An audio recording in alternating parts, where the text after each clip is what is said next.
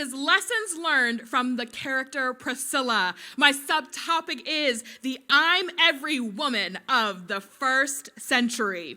So many of us are familiar with the song, I'm Every Woman, right? So for the music heads, I'm Every Woman is a song by American singer Chaka Khan, released as her debut solo from her first album, Chaka, 1978. Whitney Houston then remixed this song in 1992 for the movie The Bodyguard. This song was a clarion call for the times, and women were accomplishing so much in the 1970s, 80s, and 90s, so much that it became an anthem for the modern culture of the woman, even now, as the 2020s is being hailed as the decade of the woman.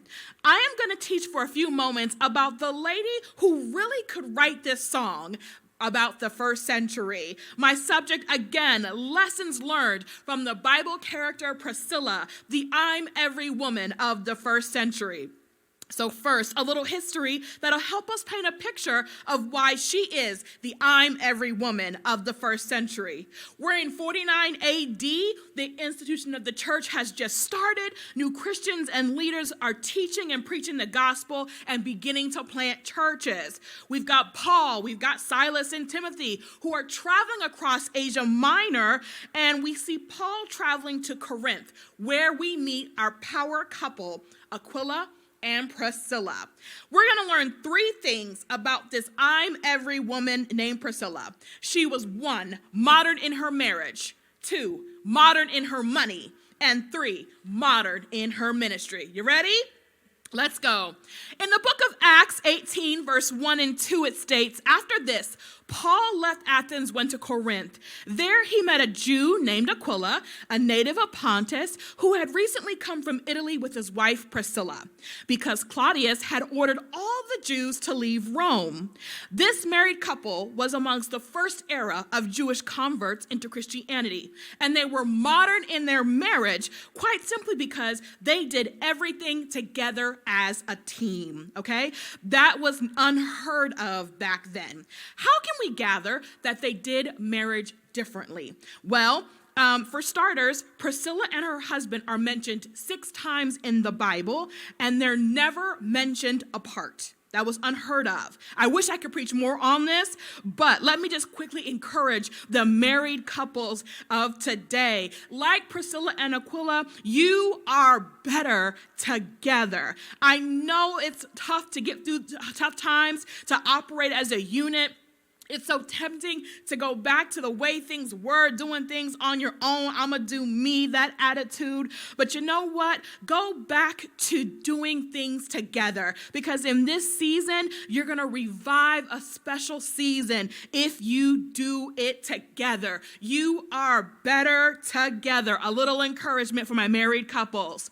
Priscilla's name is also listed first 5 of the 6 times in the mentions, noting that she's actually the dominant factor in the relationship. That's a fun fact.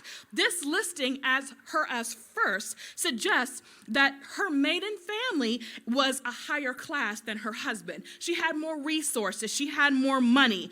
But what a pioneer, because she had a husband who was pushing her out there, who was wanting her to take the lead. And that is a power couple indeed. Ladies, we can be encouraged by this preacher of the gospel, because we too can have a thriving marriage where we're truly celebrated for our gifts and pushed to our greatest potential, just like this I'm Every Woman of the first century. Now, let's dive into my second point, and we explore how Priscilla was the I'm Every Woman of the first century because she was modern in her money. And this is my favorite point. Back to Acts 18, verse 2. Paul is completing his missionary journey at Corinth, and because he was a tent maker, just like they were, he worked with them. So there's a specific reason why they joined forces for this business venture, and this will encourage my marketplace and government believers. But I gotta give a little bit of background. Paul was a tent maker by profession, but he was a special person because he had, from research, he had a military government contract. That's very important to know about Paul. The Roman military had a requirement that the entire army had to rest in leather tents as opposed to canvas tents. Leather tents were almost exclusively used for the Roman army, except if you were very wealthy and could afford a leather tent.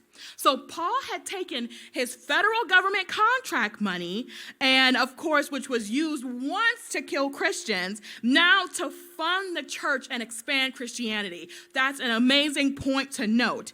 And his income had come full circle. Anybody ready for some full circle income to expand the kingdom? I know I am. So how did Paul make this happen? Priscilla and Aquila. That's how he made it happen. Commentary suggests that Paul stayed with Priscilla and Aquila for 18 months because they came together for their tent-making operation. I can see the meeting of the minds right now. Check this out. Paul, now a church planner and a traveling evangelist, had only enough tools to do his leather making business, just enough to carry with him. But he doesn't have the bandwidth to carry the livestock, nor does he have a manufacturing operation to get the job done. So you have Priscilla and Aquila, who have the one-stop shop to make it happen and the livestock, and they can come together and use Paul's specific contracts to make that extra money. It's perfect. So Priscilla is modern in her money because she spearheads this joint venture and has enough foresight to see the potential of this operation. And think about it. When Jesus was on earth and the disciples were with him, they were not supposed to bring anything, do anything, or work. They were just supposed to go their own way. Fast forward to Paul. Paul was like, salvation is free, but ministry is expensive. And this church needs money. Absolutely. And Priscilla was like, oh, you need money? I got you. You take your ministry, you take your military federal contract, come on, federal people, and we'll take our livestock and our warehouse, and while we stack this bread, you stay with me and you teach me the gospel and help us lead a new church. Get it done. I love it. Priscilla got her money's worth out of this business deal because she basically got to host the T.D. Jakes of the first century for 18 months, and she got a federal contract. Come on. You can't get a better deal than that, right? So that is the I'm Every Woman of the first century. And she garnered the resources to become a major financier of the kingdom. So major that they canonized her work in Romans 16:3-5. Paul writes, greet Priscilla and Aquila, my co-workers in Jesus Christ. They risked their lives for me, not for me, but all the churches of the Gentile. We're so grateful to them, and greet also the churches that meet in their house. Finally, my friends, we see how this I'm Every Woman of the first century, Priscilla, is modern in her ministry. Acts 19:18. Paul stayed in Corinth for some time. Then he left the brothers and sisters and sailed for Syria, accompanied by Aquila and Priscilla. They arrived in Ephesus. Paul left them there, and he said to them, I'll come back if it's God's will, but if not, you've had training, you're ready to go. This power couple was modern in first their marriage, modern in their money, and modern in their ministry because they were led to go on the road with Paul and spread the gospel of Jesus Christ. Research states that they took their venture on the road, tent making, to keep funding the operations of the kingdom, and they went from being teachers of the gospel, students of the gospel, to being teachers, pastors, and leaders of the gospel. But Aquila and Priscilla are most known for their hospitality and hosts and their ability to communicate the gospel of Jesus to other Gentiles and new converts. That is so empowering for all of my lady preachers out there of the gospel who are married. Why? Because she was a forerunner of the bivocational preacher who managed being a wife, being a preacher, being a career woman, and being a pastor at the same time. She did it during a time when this kind of lifestyle did not exist. And she got her fair share of ridicule, I'm sure, but she kept more focused on her purpose than on the process and the pain. And that is for someone right there who was fighting that good fight of faith. Because if I could interview her, she would say it wasn't easy, but it was worth it. And her legacy as an I'm every woman, the first century model, is a template for thousands of years to come. We thank God that she was modern in her marriage, modern in her money, and modern in her ministry. My time is up. Thank you for yours.